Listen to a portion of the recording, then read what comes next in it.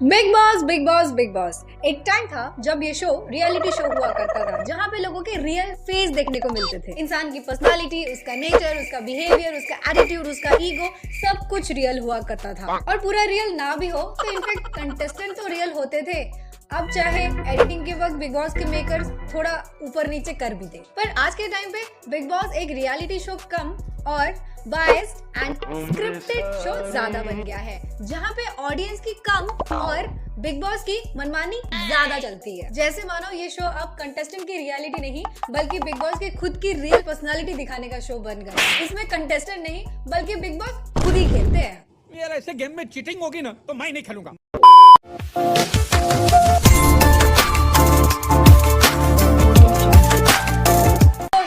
Welcome back to my channel. कैसे हैं आप सब? बहुत बढ़िया। वैसे आप सब तो ठीक ही होंगे, लेकिन पिछले कुछ टाइम से मेरे दिमाग का दही जरूर बन रखा है। साला समझ नहीं आता कि बिग बॉस के शो के मेकर्स अपना शो अपने हिसाब से चला रहे थे या फिर पीछे से कोई फंडिंग आ रही थी पॉलिटिकल पार्टी की तरह। भाई इस शो में कंटेस्टेंट जितनी गालियां नहीं खा रहे थे, उससे कई ज्यादा गालियां तो बिग बॉस खुद खा रहे थे सोशल मीडिया में। भाई साहब पहले खुद ही इन्फ्लुएंसर्स और यूट्यूबर को बुलाते हैं अपने शो में, अपने शो की फेम और टीआरपी बढ़ाने के लिए, और जब उनका काम हो जाए तो दूध में गिरी हुई मक्खी की तरह उठा के फेंक देते हैं। भाई बिग बॉस कुछ तो शर्म कर लो भाई, अपनी नहीं तो अपने 17 साल पुरानी करियर की इज्जत ही कर लो। भाई इतना स्क्रिप्टेड और बायस तो एक सिंगिंग और डांसिंग शो भी नहीं होते जितना ये बन गया है। पहले कहते हैं कि ऑडियंस ही इस शो में सब कुछ है, और फिर बाद में ऑडियंस को ही लात मार देते हैं। पहले ऑडियंस के वोटों से ही कोई एक एलिमिनेट हुआ करता था, और अब घर वालों के वोटिंग से ही एलिमिनेट कर देते हैं। पहले नॉमिनेशन टास्क में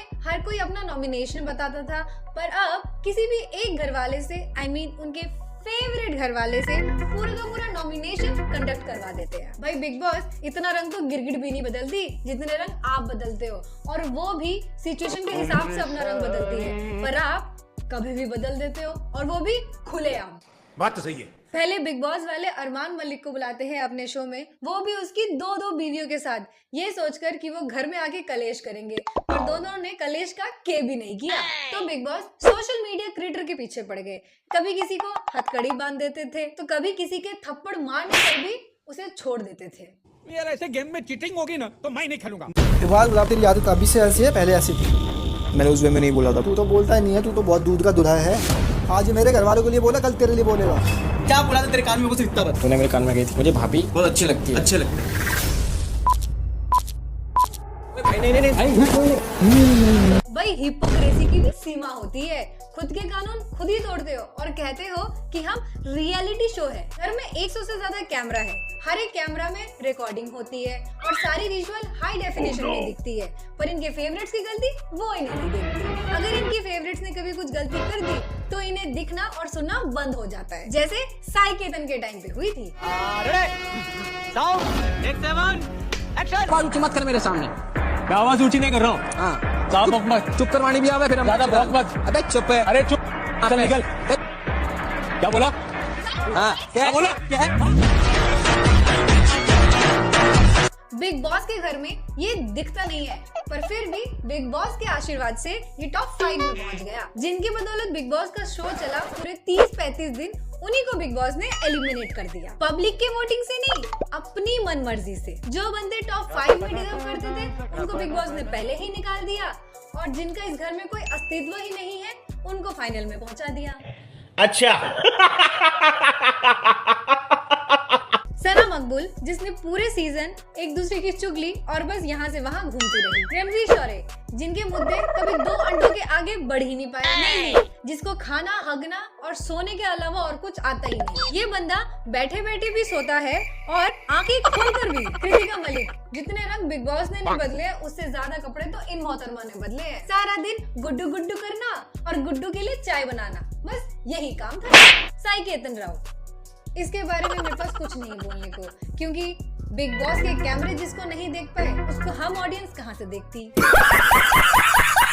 बिग बॉस ने पहले शिवानी को निकाला, फिर विशाल को, और फिर इतना नीचे गिर गए कि कटारिया को भी निकाल दिया। इतने सालों में बिग बॉस ने कभी भी अपने फिनाले वीक में नॉमिनेशन कंडक्ट नहीं कराया, पर इस सीजन कराया, क्योंकि इनको कटारिया के वोटिंग की ताकत दिख गई थी। इसीलिए कटारिया को निकालने के बाद इन्होंने लाइव फीड भी बंद कर दी, ताकि गाली सिर्फ इनको सोशल मीडिया पे पड़े, जियो सिनेमा में नहीं। लवकेश, आपका सफर यहीं समाप्त होता है। आप घर वालों से विदा लेकर घर से बाहर आ जाएं।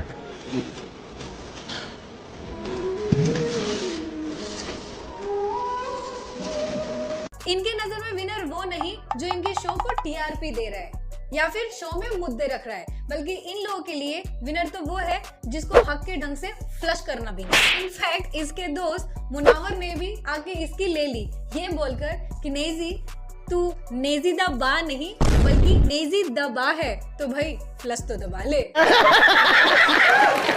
नेजी ने इंटरव्यू जब हो रहा था तो इंटरव्यू को बोला कि अबे ये क्या बोल रहा है बे? हाँ? बाहर नेजी के इंटरव्यूज अगर आप देखोगे तो इंटरव्यू लेने वाला नेजी का जवाब सुन के बोलता है कि अबे क्या बोल रहा है बे? लेकिन नेजी भाई आप ऊपर जो देखते रहते हो ऑल द टाइम, क्या देखते हो? मतलब ये कबूतर ने अपनी बीट चेंज किया कि नहीं? लेकिन नेजी जब आप ऊपर देखते रहते ना तो मेरे ख्याल से उसी लिए उनका वो टट्टी रह जाता है। नेजी फ्लश दबा। इसके पुराने रैपों का तो पता नहीं, चाहे अच्छे भी क्यों ना हो, लेकिन इसके घर में बने हुए रैप ठीक इसकी टट्टी की तरह ही है, जो फ्लश करने के बाद भी नहीं जाता। तो now it's time for mic drop.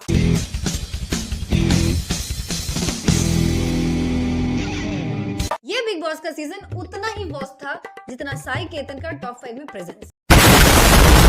इस सीजन में टट्टी भी उसने सबसे ज्यादा देखी जो खुद एक टट्टी है। घर के अंदर थप्पड़े मार रहा है ये अरमान मलिक, लेकिन बाहर गालों की थप्पड़ खा रहा है ये अरमान मलिक। मुनावर ने घर में जाकर अरमान को सही समझाया कि उस थप्पड़ वाले मामले में आधे लोग आपके खिलाफ थे और आधे लोग विशाल के साथ। बिग बॉस ने सोचा नेजी को जिता के टीआरपी कमाएंगे, पर ये भूल गए कि कटारिया को निकाल के जियो सिनेमा का सब्सक्रिप्शन भी गवाएंगे। रणवीर शोरी पूरे शो में सना मकबूल से ये बोलते रहे कि हमें इज्जत दो, पर ये भूल गए कि इज्जत पाने के लिए इज्जत देनी भी पड़ती है। कृतिका का शो में योगदान उतना ही था जितना डॉली चाय वाले का उसकी टपरी में। और अब साई, मतलब मेरे पास कुछ नहीं है इसके लिए बोलने को, तो आज की वीडियो यहीं खत्म करते हैं। So guys, at the end यही बोलूंगी कि बिग बॉस का हुआ एंड और झंझट भी हुई खत्म, but I must say worst season ever. That's all for today's video guys. अगर वीडियो अच्छी लगी हो तो लाइक करो, शेयर करो, कमेंट करो, बताओ कैसा लगा। If you are new in my channel then please do subscribe it, and yeah, do follow me also on Instagram and follow and subscribe my vlogging channel also. See you in the next video. Bye bye. Radhe Radhe. Radhe Radhe.